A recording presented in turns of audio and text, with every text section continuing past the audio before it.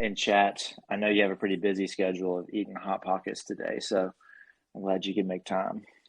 It's a busy day. Hot Pocket. What did you do today? Run me through your day. What did you actually do today? Today, did a gym workout. That's what was on the schedule. We got rain and hail here, so no cycle yet. And then had to go till G2 Ergonomics, 10 minutes down the road from the house. Talk to those guys for a bit. Got to stay tight with the sponsors, good reputation. It's pretty much it. And eat more Hot Pockets. And how is that good reputation going for you? Not good. I don't know. You have probably sick and tired of me. Oh, I get it. I get it. Well, let's pull on that thread for a second. Let's talk a little bit about reputation.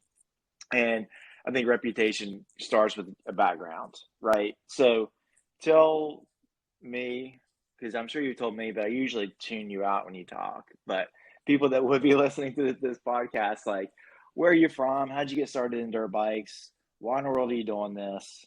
That kind of stuff. Yeah, so originally I'm from Sterling, Illinois, pretty much in the middle of nowhere, in between the cornfields. Uh, Wait, back started, up. You said Illinois, no Illinois, just Illinois, no S. see, that's people from that aren't from Illinois. You guys add the S, and it's just wrong. All right, it's there, but it's not there. All right. It's your state. Anyway, go ahead. From Illinois, is I don't make the rules; I just follow them. All right, okay. this is what they Okay. taught. But no, from the cornfield state, pretty much, and got started as any other kid. Just had my dad rode a little bit growing up, never raced or anything, and his buddy's son raced, and they talked him into bringing me to one of our local series here that still puts on series, Bill Gussie, and his local series around here, and kind of all spiraled from there. I don't know.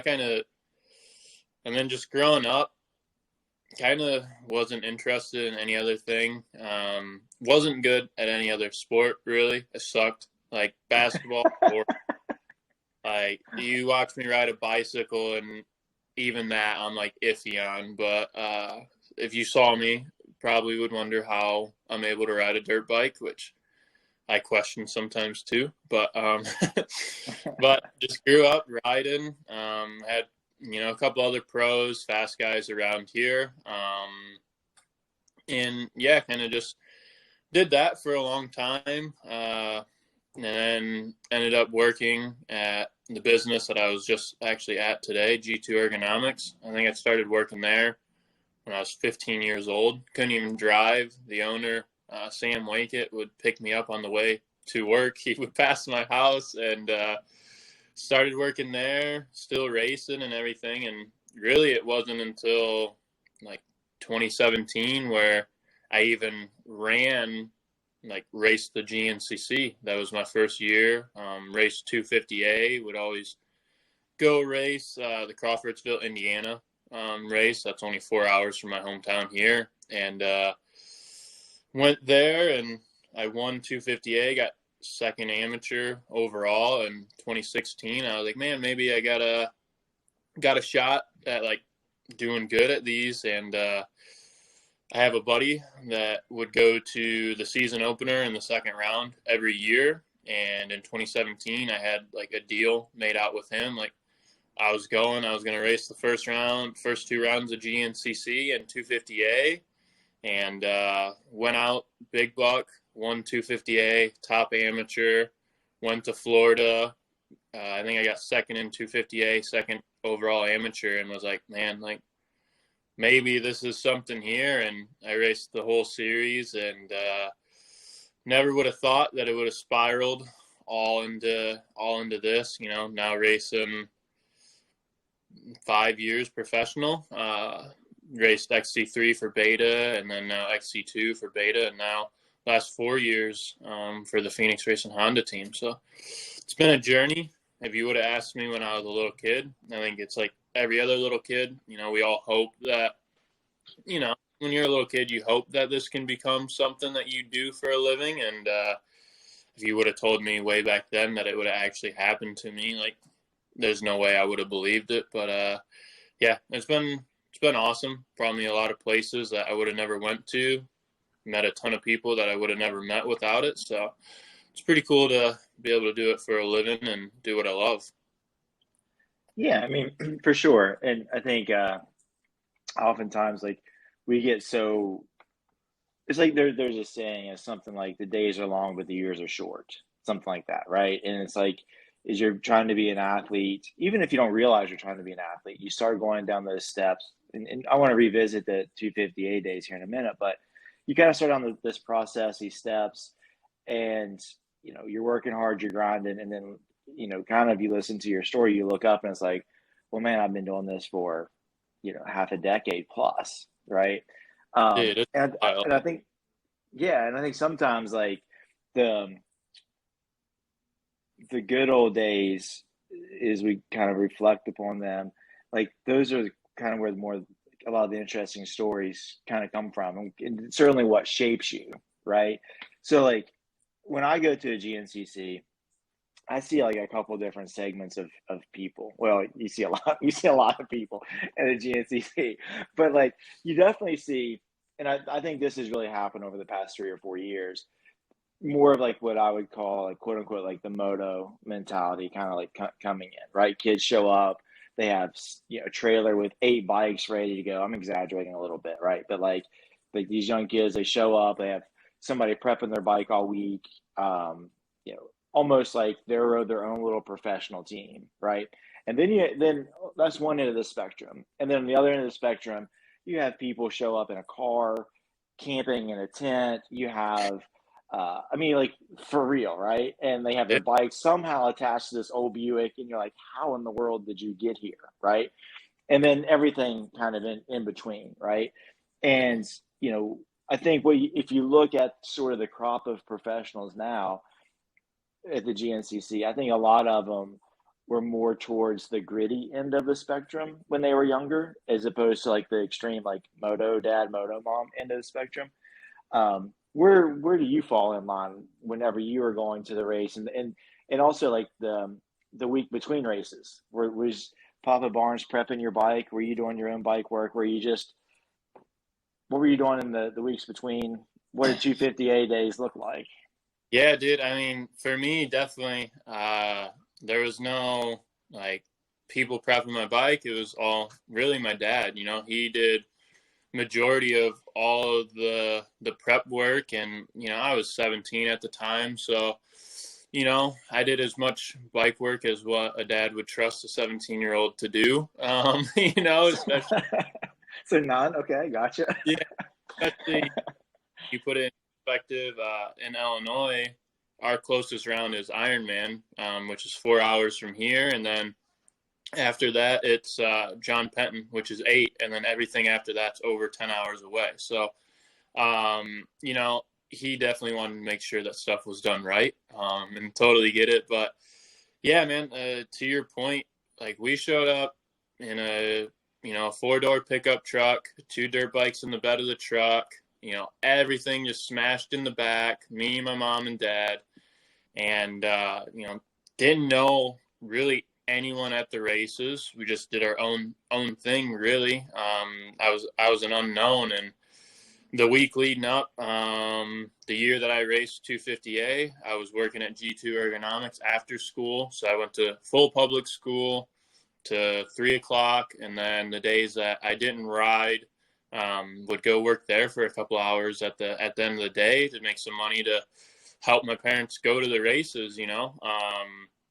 And then the weekends that there wasn't a GNCC, we were going to these races, the IXCR races in Indiana that were only three hours away or so. And if I did good on the weekends, I could make, a couple extra dollars on the side, $1,000, and that would help us get to the next race or pay for parts. And I mean, I remember it. We had I raced YZ 250s at that point in time, and we had 5 YZ 250s, and 3 of them were torn apart to make the other 2 like ready for the race, and it's like, dude, my parents did so much. My dad, my mom, even my family members, like they all did so much to help me like get to those races and all the sacrifices that they made. So, um, I'm not saying that, dude, like I had the super hard upbringing or anything like that, but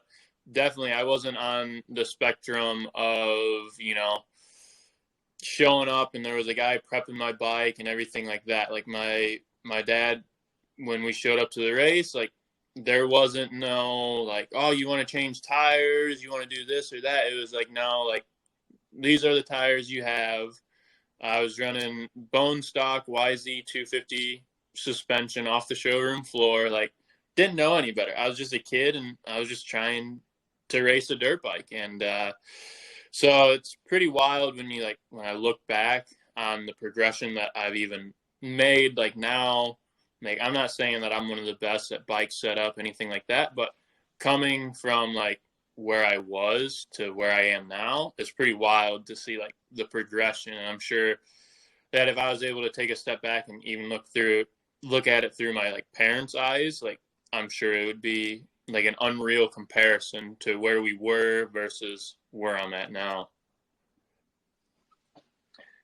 Yeah, I mean, I think going from a pickup truck to a semi, support with a Phoenix Honda, like that's pretty clear progression, right? I think anybody can see that, and I'm sure they're pretty pumped with that. Um, so it kind of sounds like you were hustling and you were grinding and you're aware of what it took to go racing, right? So as you start to enter your professional career, um, was your mentality like I've made it? Was your mentality like I better not mess this up? Was it somewhere in between? Like, so you have a 250A success, you move up into XC3. So then where does your mind take you there? Yeah, I mean, I was lucky along the way, I think. I had a lot of people. I talk about Sam and Gary from G2 Ergonomics all the time because they were kind of like a mentor to me. So they were able to kind of give me like a perspective on everything, the mindset I was supposed to have, everything like that. And I had a good group of people behind me, but I mean, my mindset in 2017 when I was racing 250A was if this didn't work out in 250A where I got support, like I had it lined up, like I was going to work for the machine shop that machined the throttle tubes for G2 Ergonomics. Like I had all this lined up, and luckily I did good enough in 250A. Rod Marshall with MCS Racing, he saw potential in me, and he gave me some support, and that led me to beta. And I don't think I ever really had the mindset of I gotta make this work, but it was always the mindset that I wanted to make it work, and I view it as like I don't want to just be a racer, right? Like I want to be someone that people talk about, someone that people remember. And for me, like my biggest role model was Paul Whibley growing up. Like, dude, that was my guy. Like my all-time favorite rider. And like, I mean, there's memories when I was a nobody and Paul talking to me and stuff like that, that I still remember, regardless if he was a champion or not. And like, that's kind of what is cool to me with the kids and everything now in the position that I'm in. But I think like my mindset now is still the same. We all race because we all want to win. And I mean, I want to win. Yeah. No, I think sometimes people don't realize how much interaction. I think there's more interaction between pros and particularly the youth riders before COVID hit. Um, and now it seems like it's people don't come down pro row as much as they used to for whatever reason. But yeah, I've been at races where you pros are out walking the track, looking at stuff on Sunday morning and just like pulling kids out of holes.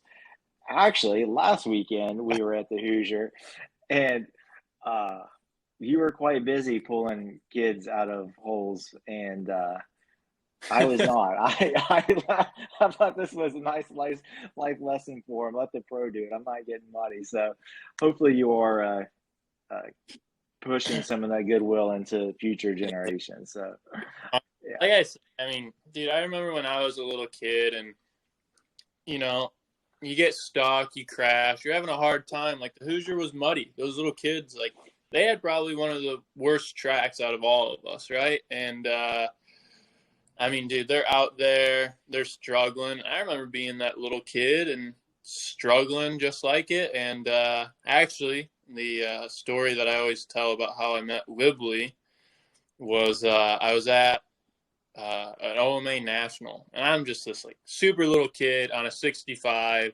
first time going out on like the big track, the 85 track.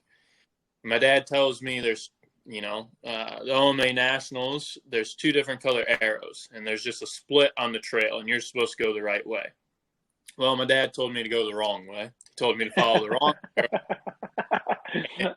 You're in Hanging Limb, Tennessee, and just like gnarly hills. And I get stuck down in the middle of one of them. Can't make it out either side. And Paul was actually walking the track. And like he took the time, like walked my bike down this like huge ravine and got me on the right track. And Paul didn't owe me anything. Like I was just this little kid. And like, so like, I don't know. I just related back as like, everyone was there. Everyone was on a little bike, a little kid, crashed, stuck or something. And like, we've all seen those people just walk right by them. And so when I can, I try and help them out.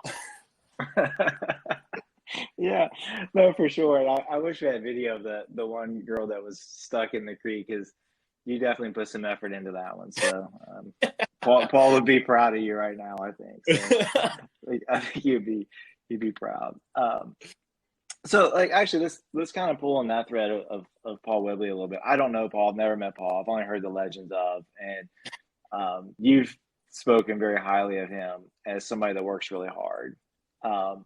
So one thing that I've noticed with athletes over the years are there's like, again, I guess today's theme is I'm talking on spectrums and range, I guess, but you have the ones that just, I say, hey, dude, we'll say a gym workout, for example, do 3 sets of 15 and they do 2.5 sets of 12, right? They're always leaving something on the table. Or it's like, hey, do a 20 to 25 minute run and they do a 19-minute run. My experience with you has been like you're on the other end of that. If I say, hey, do a 20 to 25 minute run, you're doing a 30 to 35 minute run, right? You're never leaving anything on the table, whether it's a gym workout, whether it's motos, whether it's the intensity you're putting into something. And I'm curious, like, is that a natural thing? Like you said that you've never been an athlete, and I can't believe that you came from the Midwest, and as tall as you are, they didn't put you on a basketball team at some point. So Yeah. where did you pick up? Is this a natural thing where you're always trying to get the most out of it? Did somebody have an intervention with you at some point? Like, was it simply following Wibbs around and being like, well, I got to be super tough? Or is it as simple as you're just trying to outwork everybody? Like, where are you on all this type stuff?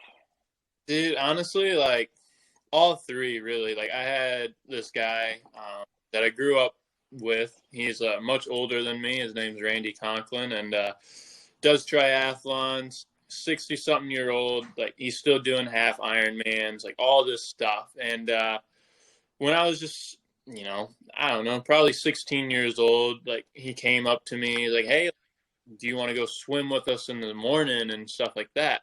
And like get into working out and training. Because, I mean, at 16 years old, like you're not really doing much besides being like a teenager, messing around, riding with your buddies and stuff. And I was doing all right in A class around my locals and stuff. But I wanted to win pro class and things like that. So I went to the pool the one morning before school. They always swam at 6 a.m. So went there, my baggy swim shorts, no goggles, no nothing, and they about drowned me in this pool. Like I barely get down to the other end, and Randy would be down there just screaming at me to go to the other side, like a drill sergeant, like dude. And so like that was always fun. And as like I progressed, like then like he got me into road biking. First time I went road biking, I was on a mountain bike. He's on his triathlon bike. Like dropped me, ruined me. Like just like what am I even doing? And so like with him, it was fun. Like we were always just pushing to get the most out of it. And so that was one of the ones that like I kind of developed some character about like from about the working out and getting the most out of it. And like I said, like dude, I just road biked and like swam with him while I've been here in Illinois, and he's still the same way. And he's like, I mean, this is almost 10 years ago now that I started working out there with him, and still the same way. And like, just awesome. And then in 2018, I actually got the opportunity to go to New Zealand for a month with Wibbs, and I trained with Wibbly for that month. And like, dude, that really opened my eyes of like how gnarly Paul actually was. Like, we would do like 10-hour training days sometimes, like just unreal stuff. Like he was just this animal. So like I realized there like the work ethic that like a former XC1 champ had in order to get this success from him. So that went into it a little bit, as far as me like wanting to push. And then like, you know, it's just always been, I don't know if I've always been one of the fastest, but like my first year in XC2, you know, I was getting smoked by Johnny, Craig, and Mike Wachowski. Like I was getting fourth, but I was getting fourth by like 5 minutes. And that's when COVID hit.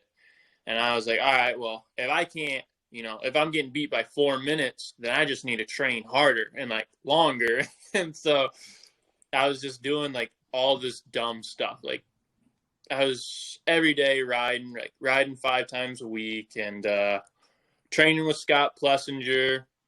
And that really opened my eyes a lot too. Kind of forgot about Scott. 2019 was my first year that I was able to go and train down in Florida ever. That was my first year I was able to do that. And like Scott is another one with that old school mentality that like the more you work, the more you're going to get out of it. And I mean, I think just all of those people played like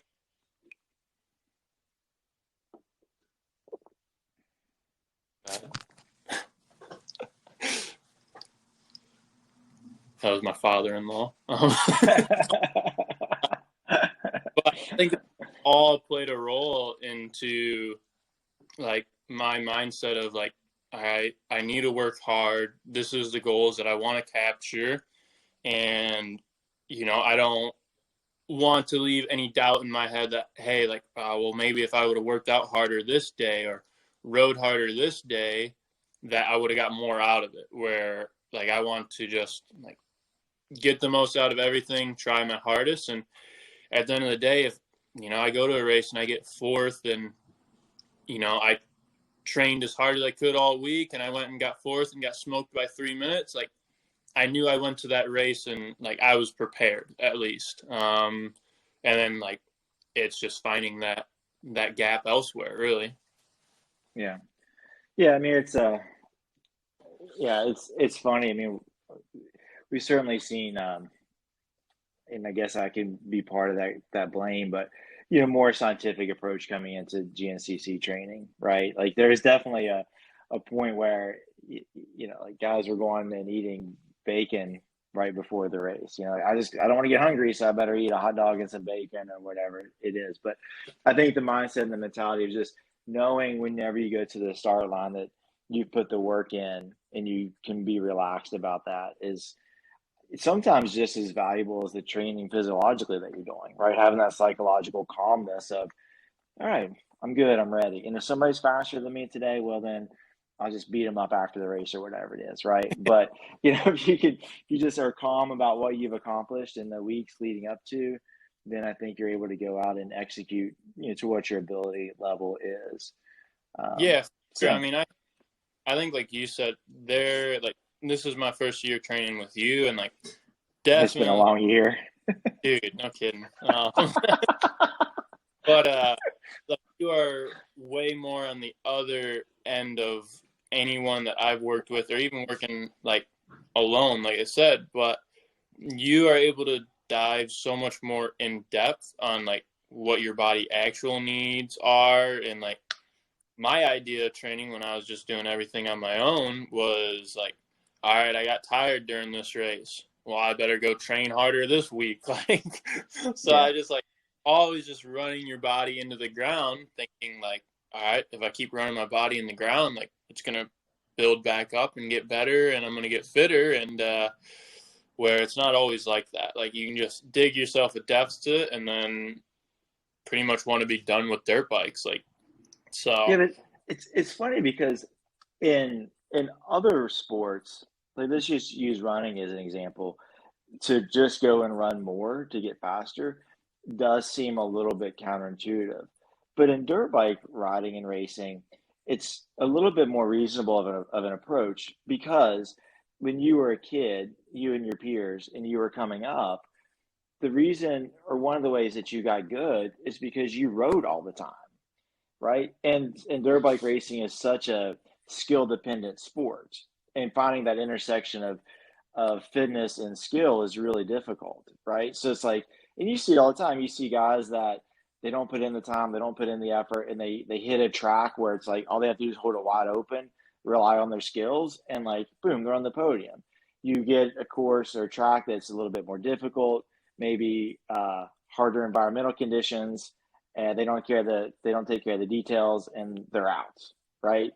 And so it is difficult. But when you're starting out and you're coming up, like, yeah, I got good by riding all the time. Well, I just need to go ride a little bit more. Like it's not a big leap in logic, um, until you start to reference yourself and think of yourself as an actual athlete, right? And so I think when people in the GNCC world, or Duro, whatever it is, start realizing that they're an athlete that happens to race dirt bikes, then you can start seeking out where that intersection of skill and physiology need to happen. So it's fun. It's a neat process, and I think you're doing a good job about it. But I want to go back to something that you said and tie that into this season. Um, and I don't remember exactly what you said, but what I heard, and sometimes you say a lot of things, but I hear something completely different because generally I'm only half listening to you. But yeah, but the thing is, it's it's this mentality of when things aren't going well, then what do you do? Do you double down on what you've been doing? Do you look elsewhere? Are you searching? And I kind of want to go into uh, 2024, and this is our first season working together. And I don't know if you've been paying attention, but like 2024 didn't start out amazing, right? Like the first couple of rounds were a little bit forgettable. And I mean, and that's what makes professional athletics so difficult. I think particularly at your level, and I don't want to speak for you, but there are so many, but I'm going to, but there are so many things that have to come together for you to have success on race day, right? Like, and we can go into this like bad luck, good luck, make your own luck, all of those different rabbit holes we can chase. But the reality is your bike has to be working well. You have to be working well physically. You have to be working well mentally. You've got to go out and do your homework on the track. You got to eat well, blah, blah. All these things have to happen. And you're the quarterback of all those things. Um, and you go, and we had a pretty darn good off season. And the first part of the season, just the results weren't aligning with the work that we were putting in. Is that fair to say? yeah, no, I And, mean, and first then couple, it's yeah. So then what? Like how do you reconcile all that to now be back on track and riding more? Like how did you get through those first couple weeks or rounds and kind of bounce back to where now you're feeling more like yourself? yeah, I mean, the start of the season definitely, like, dude, I I like I crapped the bed pretty much at some of the rounds, and just like was not riding like how I left off in 23. And I don't know, I relate it back to like, all right, I can sit here, I can whine, say, poor me, this isn't working, this isn't working. Whatever it may be, like I crashed at this race, I messed up here. Well, like the root of all of it is like me. Like, all right, who's the person that can change this? Me.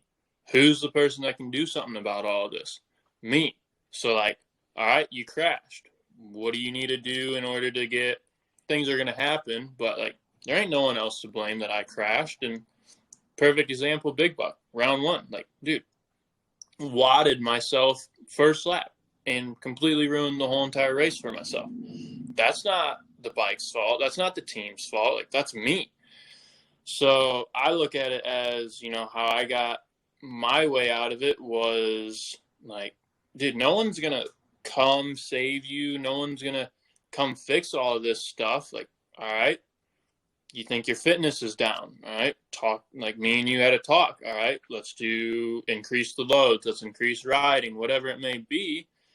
You got to figure that out yourself. Like, the sport isn't like a poor me. Like, there can't be like all this poor me stuff and expect things to change when ultimately, like, actually one of my at G2, Sam Wankett, there's only one person controlling the throttle. Like, I'm the only one twisting the throttle on the track. So, like, you need to fix that. Like, if I'm not happy with my results, all right, well, I'm the guy that has to change that. So that was my mindset of it all. Like, I wasn't happy with the results that I was getting.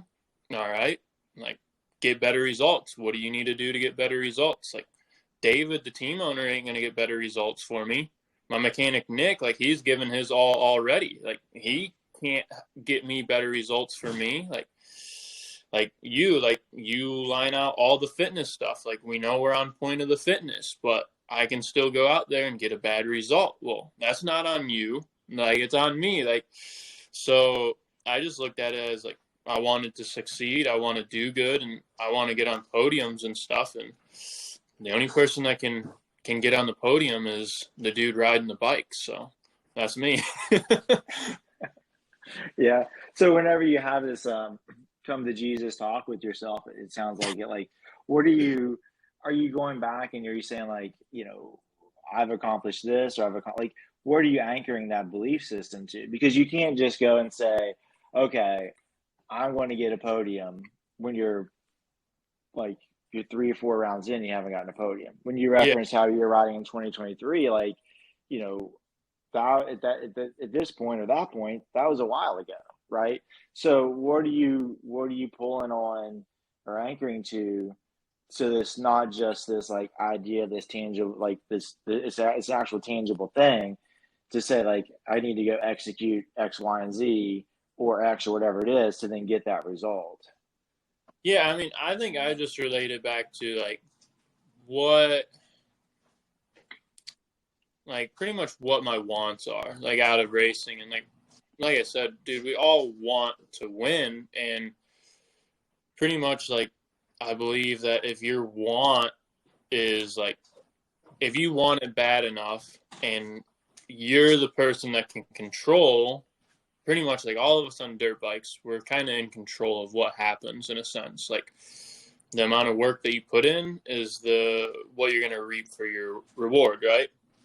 So, like, what I look back on when we, like you said, those first couple of rounds where I wasn't riding good, had problems, whatever it may be, like, I just looked at, like, all right, what do I want to become, like, out of this racing? What do I want to have happen out of this racing? And for me, like I said, I believe that I still can win and I want to win. And that was enough for me to be like, all right, like, push through this. Like, if you give up now, you came so far already. And if you just give up now, then what's the point of ever even starting it?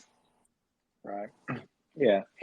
Yeah. And I think too, like whenever you say that, like I wanted to win, I want to be a winner, sometimes that forces and your back's against the wall, sometimes that forces you to really double click and dig into well, what is it to be a winner, and what are those steps along the way, or what are those routines during the day, or what are those things during the race that makes you a winner, right? You can't just say like I want to win when you line up. You got to have a plan along the way, right? And so like for me, like I'm never results driven. Like you need to be David, your team owner, of course he is, but I'm more driven by like ride how you're supposed to ride, right? And I think if you do that, then you get to where you're supposed to be. And it certainly seems like you are riding how you're supposed to ride now. So yeah, let's go Yeah. to another race. So Yeah, good thing we have like 7 rounds. So we got no, I mean, you ask anyone, dude, everyone's gonna say, "Oh yeah, like I should have done this different in my season," or like I wish this would have happened or that would have happened. But like, if we all could change what happened, then we would all be winners, right? Like everyone would be a winner if we were able to go back and change all the stuff that we messed up at that race. Well, you can't. Like the race is done, it's over with, and you can only go on. All right, what happened at that race? Where can I improve and work on how to improve that pretty much? yeah, yeah, for sure. Yeah, it's always a process of debriefing after each race and trying to get even better at the next one, even if you are winning, right? I mean, it's always Yeah. and so that brings me to like this concept, this question. It's like so you start, you're just a punk kid, trying not to drown in a pool. You're riding your dirt bike. You're loading up the truck. You're going to races, driving. 3 days, like playing the Oregon Trail on the way there. So like, why? Like, obviously something clicked at some point. It wasn't just that you were good at it. Like something clicked, and and so you really didn't answer one of the questions. I'm kind of wrapping this back around, like what you really anchor this to, and it's like, so like why do you do all of this? Like, are you just straight up addicted, and we should get you some methadone and like move you out of this this world, or it's like what is it that about this that draws you to it? Like, why do you do this? Because like on those days, like I haven't really seen you on too many days where you haven't been that motivated to train. You always go and do the work, but there are days when we go out to cycle or go to the gym. You're more quiet than other days, and I cherish those days. Like, believe me, right? but but the days where it's just like I've seen you where it's like you just want to sleep a little bit more, but I got your butt out of bed, or you're getting in the cold pool. You don't want to do that. So like that kind of speaks to motivation, and motivation comes and goes, but whenever it goes, you're anchoring your actions to like this why and like what drives you, right? So like what is that thing for you? Is it that you're just trying to have a job? Is it that you want to be the best dirt biker in the world? Is it that you want to figure out what your capabilities are and like be the best version of yourself? I mean, why in the world do all this? Because, dude, I'm going to tell you, like, there is a lot easier and safer ways to make money than racing a dirt bike. Yeah, you're getting real deep here, man. You play a Hey, therapy on the class. Jacob Petty podcast, man, we dig deep. It's hard hitting. It's a lot like Dateline or 2020. No, dude, I mean, I don't know. For me, like I said, growing up as a kid, like everyone wants to be a professional racer. Like everyone wants to make this like their thing. Like whether, and you can say that pretty much for anyone in sports. Like you ask a little kid playing football, like, what do you want to be? Oh, I want to go to the NFL. And like for me, growing up, like dirt bikes is all I really ever did. Like kept me out of trouble. Like that's all I really cared about. Just the love for the sport. Like I enjoyed doing it. I still enjoy doing it. Like, and like you said, if like I didn't want to race, I'm sure you can go get some other job and make more. You can make more money than what we make racing, whatever, and not do everything that we do. But at the same time, like, am I gonna love that job like how I love racing? No, and like I don't know. For me, like I want to be remembered as like one of the guys that when people talk about me, they like think about a gnarly dude that like put in the work, like a gnarly dude on a dirt bike pretty much. And, for me, I kind of relate like the dedication. Like you said, there's a lot of days where you don't want to go train, you don't want to go cycle, like you don't want to go ride, but I kind of relate it back to when I said, if you put in all the work and you still don't get the result, like you can go and that you did everything possible to have success. And yeah, you didn't hit the mark at the race. Well, then you can look back at, all right, what else do I need to work on? But you know that the foundation is there, right? Like the fitness, whether it's your fitness, your riding, maybe at that track you just didn't link all the lines together. You didn't have a good flow at the track, whatever it may be. Like you just have to have a foundation that's there. And whether you're tired, and Paul even said one thing that really stuck out to me was like, your competition, like they don't care if you're tired. They don't care if like you don't want to go ride today. Like they're out putting in the work. Like no one cares if you're tired, sore, whatever it may be. Like you still got to show up and put in the work. Like it doesn't change. And for me, man, I want to make this work. I want to be a champion. Like I said, I want to be a dude that people remember as a gnarly guy that raced dirt bikes. Not just the tallest one, right? I got you. Yeah. So to that, I'm going to ask you one last question. I'll turn you loose because I know you got other things to do. So go back to these kids that are stuck out there Sunday morning, and let's just use this girl that was stuck in the creek. Other than the advice of telling her just to turn your bars to the left and give it some gas, like the obvious stuff, but like not so much technique advice, like, hey, like just turn your bars and give it some gas, you'll be fine. But like you see this kid, maybe somebody's a little bit older than that particular girl, but you see a kid that's 13, 14, 15, and they're out there and they're, the YC1, whatever it is, XC1Y, XC whatever those races are, and they think, I want to go factory, I want to go do this. Like, what advice would you give them, or what advice would you have liked to have gotten from somebody in your situation back then? That's a hard one. Like I said, this is journalism right here, okay?